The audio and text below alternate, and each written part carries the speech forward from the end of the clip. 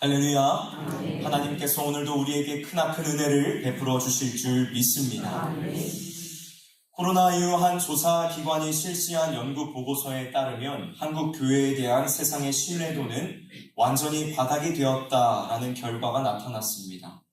불신자들의 한국 교회에 대한 신뢰도는 3.6%로 13%인 국회보다도 한참 낮은 수치를 가지며 또한 여기에 응답했던 사람들 가운데에 85%나 되는 많은 사람들이 코로나 이후 기독교인들에게 부정적인 감정을 가지게 되었다라고 답하였습니다. 물론 이 보고서에는 그리스도인들과 교회에 대한 부정적인 인식의 원인을 코로나라는 어떤 특정한 상황 속에 두었기 때문에 조금만 시간이 지나면 결과는 많이 달라질 수 있다고 생각이 되지만 그것을 차치하고서라도 한 가지의 분명한 사실은 세상의 많은 사람들이 교회에 대하여 부정적인 시각을 가지게 된 것이 비단 이 코로나 때문은 아니라는 것입니다. 그렇다면 여러분, 오늘날 그리스도인들이 세상으로부터 이토록 비난을 당하는 이유는 어디에 있는 것일까요? 아무런 이유 없이 그저 그리스도인이라는 그 이름 때문에 미움을 사고 있는 것일까요? 사실 이유는 너무나도 단순하고 쉽습니다. 그것은 바로 우리가 그리스도인으로서의 삶을 제대로 살아가지 못하기 때문이며 삶에서 참된 제자로서의 모습이 나타나지 않기 때문입니다. 그러한 의미에 있어서 오늘의 이 말씀은 우리에게 너무나도 중요하게 다가옵니다. 마태복음의 마지막을 장식하고 있고 십자가에서 구원의 사역을 이루시고 부활하신 우리 주님께서 승천하시기 전 그의 사랑하는 제자들을 향해 마치 유언과도 같은 말씀을 남기신 이 본문은 오늘날 오고 오는 세대들 속 우리들에게도 동일하게 적용되는 말씀이라는 것입니다. 오늘 우리에게 주시는 이 말씀을 통해 참된 그리스도인, 참된 제자의 삶은 어떠한 삶인지를 우리가 함께 고민해 보면서 우리 또한 그러한 삶을 살아가기로 결단하는 귀한 시간이 되기를 주님의 이름으로 간절히 소망합니다. 아멘. 먼저 본격적으로 본문의 말씀을 나누기에 앞서서 우리는 이 말씀의 구조에 관해 먼저 살펴볼 필요가 있습니다. 오늘날 우리가 가지고 있는 이 개역개정 성경은 다른 언어로 된 성경을 번역해 오면서 많은 의미가 제대로 전해지지 않고 있는데 이 본문도 그러한 말씀 중에 하나입니다. 우리가 본문 19절과 20절의 말씀을 천천히 함께 읽어보도록 하겠습니다. 본문 19절에서 20절의 말씀입니다. 시작! 그러므로 너희는 가서 모든 민족을 제자로 삼아 아버지와 아들과 성령의 이름으로 세례를 베풀고 내가 너희에게 분부한 모든 것을 가르쳐 지키게 하라. 네, 여기까지 읽도록 하겠습니다. 여기까지만 보면 우리가 가지고 있는 이 성경에서는 예수님께서 네 가지의 내용들을 각각 당부하신 것처럼 비추어집니다. 그러나 사실 원어를 살펴보면 이 본문에서 예수님께서 강조하고 계시는 것은 단 하나라는 것을 발견할 수 있습니다. 그것이 무엇일까요? 바로 제자를 삼아입니다. 이 말만 유일하게 동사로 기록이 되어 있습니다. 따라서 우리는 이 구절을 이렇게 이해할 수 있습니다. 우리는 제자를 삼기 위해 가야 하며 제자를 삼기 위해 세례를 베풀어야 하고 제자를 삼기 위해 가르쳐 지키게 해야 한다는 것입니다. 그래서 저는 오늘의 이 말씀을 조금 언어의 의미를 살려서 이렇게 번역하고 싶습니다. 그러므로 너희는 모든 민족으로 제자를 삼되 가서 아버지와 아들과 성령의 이름으로 세례를 베풀고 내가 너희에게 분부한 모든 것을 가르쳐 지키게 하라. 이제 본격적으로 말씀을 함께 나누려고 하는데 여러분, 예수님께서 말씀하고 계시는 이 제자로 삼는다는 것이 도대체 무엇을 의미하는 것일까요? 여기에서 주님께서 제자로 삼아 라고 말씀하시는 것은 각 사람들을 복음으로 초청하여 제자로 길러가는 것을 의미하는 것입니다. 본문에서 쓰인 모든 민족이라는 말을 세상에 있는 모든 나라, 모든 사람들이라고도 생각할 수 있지만 그보다 좁은 의미, 각각의 사람들이라는 의미로도 우리는 받을 수 있습니다. 이것을 통해 우리는 예수님께서 많은 대중들보다 각각의 사람들에게 더욱 집중하셨다는 것을 발견하게 됩니다. 사도 바울도 골로새서 1장 28절에 이렇게 말씀하고 있습니다. 우리가 그를 전파하여 각 사람을 권하고 모든 지혜로 각 사람을 가르침은 각 사람을 그리스도 안에서 완전한 자로 세우려 함이니. 예수 그리스도의 말씀과 명령을 충실히 따랐던 사도 바울이 강조하고자 했던 것은 대중과 수많은 사람들을 마구잡이로 제자로 만드는 일을 하기보다는 한 사람 한 사람을 작은 예수로 세워가기에 더욱 힘썼다는 것입니다. 그러므로 그리스도인으로 살아가는 우리들도 주님과 같이 또 바울과 같이 세상에 나아가 복음을 알지 못하는 사람들에게 복음을 전하며 그들 각 사람을 주님의 제자로 만들어 가야 할 사명과 책임이 있다는 것입니다. 그런데 여기서 우리가 한 가지 절대로 놓치면 안 되는 사실이 있습니다. 그것은 다른 사람들을 제자로 삼으려 하기 그 이전에 나 자신이 그리스도의 제자로 온전하게 세워져 있는가를 끊임없이 되돌아보아야 한다는 것입니다. 그렇다면 여러분, 제자란 어떤 사람들일까요? 우리는 어떠한 이들을 향해 제자라고 부릅니까? 제자라는 말의 그 어근은 증거라는 단어에서 온 것으로 과거에는 어떠한 증거를 가진 사람들을 제자라고 불렀습니다. 따라서 예수님의 제자들이란 예수님의 증거, 예수님의 흔적을 가진 사람들로서 복음을 경험하고 그분을 믿고 따르는 자들을 뜻하는 것입니다.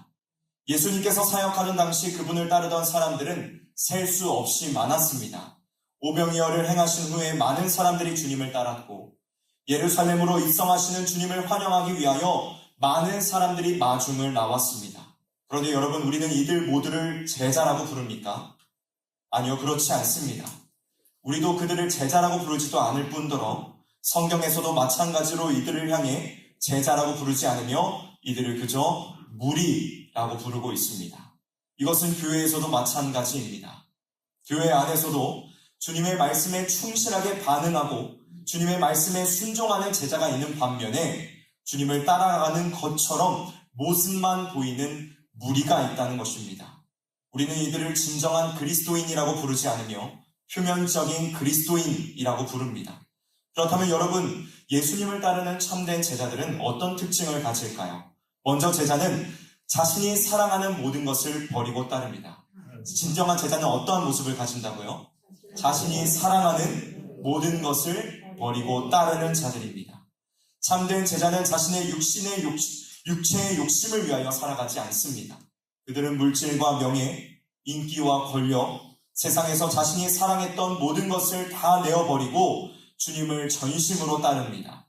즉 이들에게 있어서 삶의 우선순위는 이 세상에 있는 것들로 채워져 있는 것이 아니라 주님께 있다는 것입니다. 다음 두 번째로 이들은 어떠한 어려움과 아픔이 있어도 상심하지 않으며 주님 곁을 떠나지 않는다는 것입니다. 여러분, 이 세상 모든 사람들에게는 각자의 어려움과 아픔이 있습니다. 예수를 믿는다고 해서 어려움과 아픔이 전혀 없는 것은 아니죠.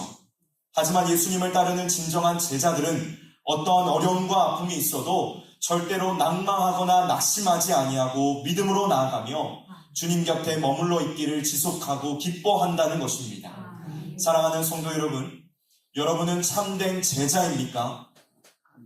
여러분은 참된 제자입니까?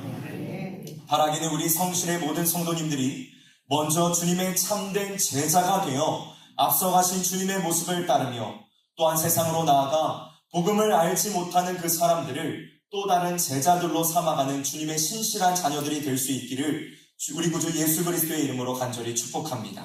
다음 둘째로 우리 주님께서는 그의 사랑하시는 제자들을 향하여 가라라고 말씀하십니다. 여러분, 교회는 모이기만 하는 곳이 결코 아닙니다. 물론 교회에 모여서 말씀을 나누고 기도하고 교제하는 일은 너무나도 중요한 일입니다. 하지만 그저 그것만을 위해 모여있는 것은 사실 진정한 교회로서의 모습은 아닙니다. 이것은 마치 물이 흐르지 못하고 고여 썩는 것과 같은 것입니다. 여러분, 교회는 모이는 곳이기도 하지만 동시에 세상을 향하여 나아가는 곳이기도 합니다. 변화산에서 예수님의 변모를 체험한 제자들은 그곳에 초막 셋을 짓고 살자고 예수님께 제안하였습니다. 하지만 이에 대한 예수님의 반응은 무엇이었습니까? 제자들과 함께 초막을 짓고 그곳에 지내는 것이었습니까? 아니었습니다. 주님은 그 이튿날 제자들을 데리고 산을 내려와 세상으로 다시 나아가셨습니다. 여러분, 우리는 말씀을 가지고 세상을 향하여 나아가야 하는 자들입니다. 교회 안에서만 말씀을 따라 거룩한 삶을 살아가는 자들이 아니라 세상 속 우리가 머무는 삶의 처소들 속에서도 거룩한 삶을 살아가야 하는 자들이라는 것입니다. 그러나 참으로 안타깝게도 오늘날 많은 그리스도인들은 이중적인 생활에 익숙해져 있습니다.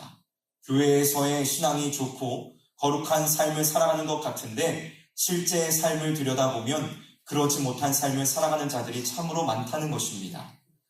사랑하는 성실의 성도 여러분, 여러분들은 어떠한 삶을 살아가고 계십니까? 교회와 세상 속에서의 모습이 일치된 삶을 살아가고 계십니까?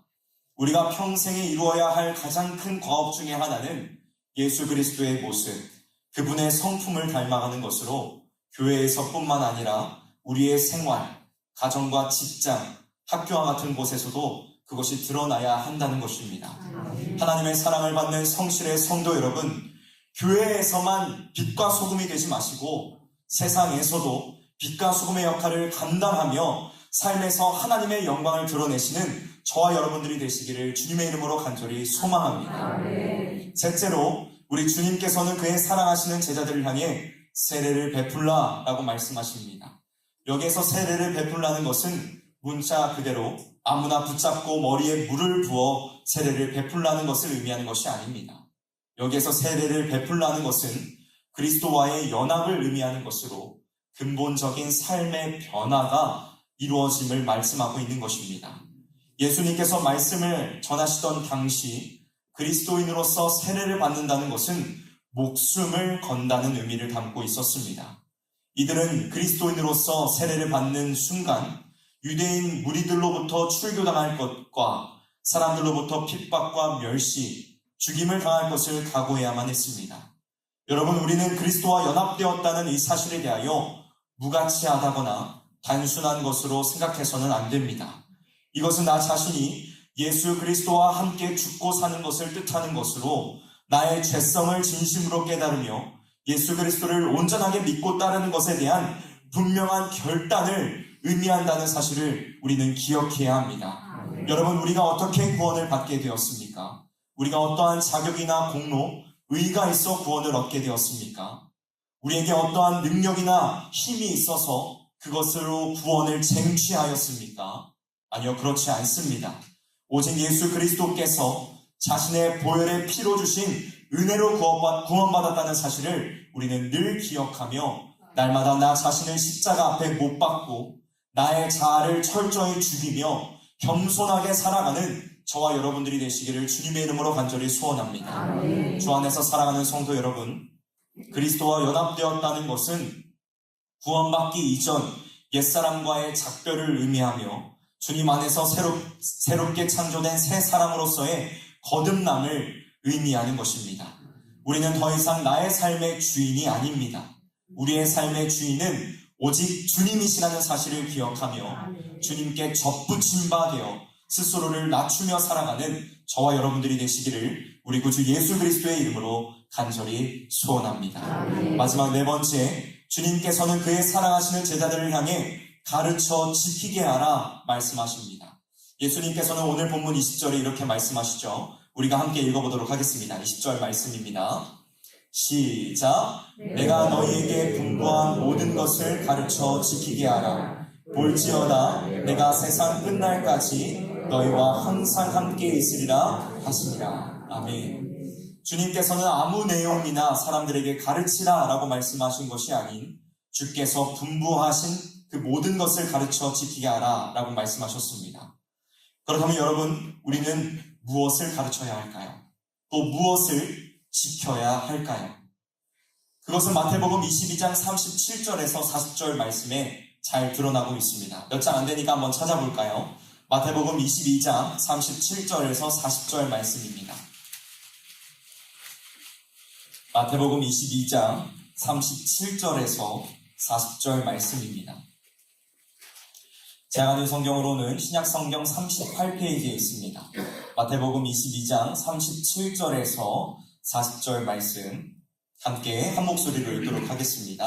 시작. 예수께서 이르시되 내 마음을 다하고 목숨을 다하고 뜻을 다하여 주 너의 하나님을 사랑하라 하셨으니 이것이 크고 첫째 되는 계명이요 둘째도 그와 같으니 내 이웃을 내 자신같이 사랑하라 하셨으니 이 두 계명이 온 율법과 선지자의 강령이니라. 아멘. 사랑하는 성도 여러분, 우리는 주님의 말씀과 그 명령을 따라 먼저 하나님을 사랑해야 하고 또 이웃을 사랑해야 합니다. 이것은 단순하게 보이지만 전혀 단순하지 않은 일입니다. 주님께서도 말씀하시기를 하나님을 사랑하되 마음을 다해, 목숨을 다해, 뜻을 다해, 힘을 다해 사랑하라 말씀하셨습니다. 이것은 우리의 전인격을 통하여 하나님을 사랑하며 그분을 향한 경외하는 마음을 늘 가져야 함을 말씀하고 있는 것입니다. 또한 이웃을 내 자신과 같이 사랑하는 것은 내 자신을 내어주는 것, 희생을 의미하는 것입니다. 사랑하는 성도 여러분, 여러분은 주님께서 분부하신 이 계명을 잘 이행하며 살아가고 계십니까? 진정 하나님을 사랑하며 이웃을 내 몸과 같이 사랑함으로 살아가고 계십니까? 우리에게 진정한 하나님에 대한 사랑과 이웃에 대한 사랑하는 마음들이 있기를 원합니다. 말로만 사랑한다 하는 것은 아무런 가치가 없습니다. 진정으로 사랑한다면 우리의 삶의 표현이 반드시 있어야만 합니다. 하나님을 사랑함이 예배와 삶으로 나타나며 이웃에 대한 사랑이 교회와 일상에서 드러나는 저와 여러분들이 되시기를 간절히 소원합니다. 말씀을 마무리하도록 하겠습니다. 사역을 시작하시면서 갈릴리에서 제자들을 세우시고 그들과 함께 하셨던 예수님께서는 하늘로 올라가시기 전 다시 그들을 갈릴리로 부르시며 그들에게 놀라운 사명을 주셨습니다. 이 장면을 해설하면서 어떤 주석가는 졸업식과 같이 보인다고 표현하였습니다. 여러분, 우리는 졸업식이라는 것을 생각하면 끝을 떠올리기가 쉽지만 졸업식이라는 영어 단어에는 시작이라는 의미가 담겨져 있습니다. 우리가 제자가 되어 직분을 맡고 직책을 맡은 것은 끝이 아닙니다. 새로운 시작이라는 사실을 기억하며 참된 그리스도인, 참된 제자의 삶을 살아가는 우리 성실의 모든 가족들이 될 수 있기를 주님의 이름으로 간절히 소원합니다. 기도하도록 하겠습니다.